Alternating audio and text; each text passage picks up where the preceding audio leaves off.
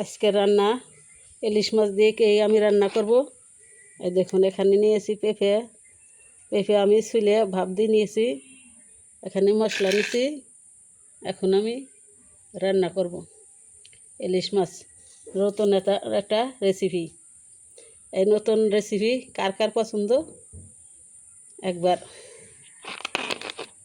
বলবেন। আমার চুলাটা জ্বলে গেছে। বিসমিল্লাহর নামে আমি কড়াইটা বসা দিলাম। এখন আমি তেলটা দিয়ে দেবো ইলিশ মাছ রান্না করার জন্য। তেলটা গরম হোক। তেলটা গরম হয়ে গেছে। এখন আমি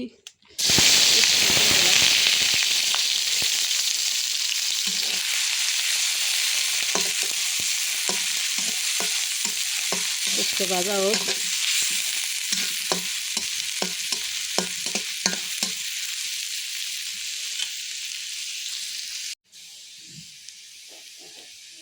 দেখেন বন্ধুরা আমার পিসটা ভাজা হয়ে গেছে, লাল লাল করে ভেজে নিয়েছি। এখন আমি মশলা দিয়ে দেবো। আদা বাটা, জিরে বাটা,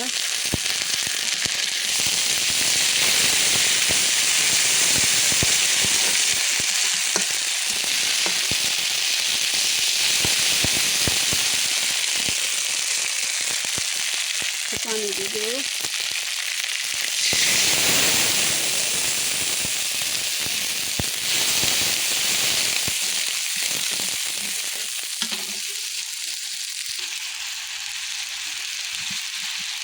এখানে নিয়ে নিয়েছি শুকনো মরিচের গুঁড়া, ধনের গুঁড়া, লবণ, হলুদের গুঁড়া, একটা তেজপাতা।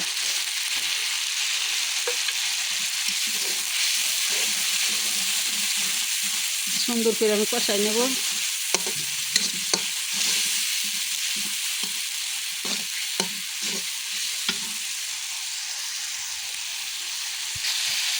মশলা কষানো আমার হয়ে গেছে।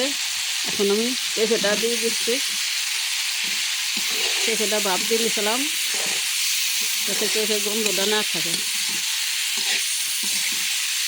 ভালো করে আমি কষাই নেব।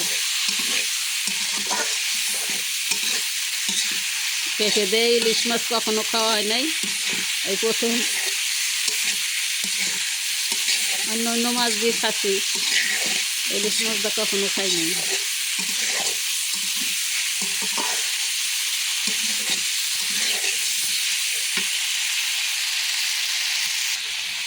পেঁপে কষানো আমার হয়ে গেছে।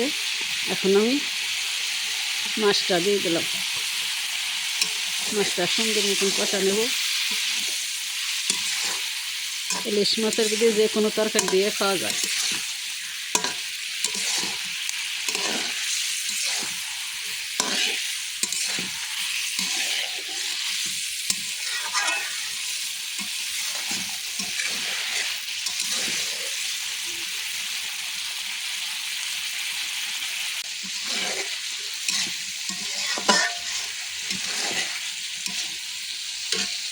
মাছ কষানো আমার হয়ে গেছে। এখন আমি পানি দিয়ে দেবো।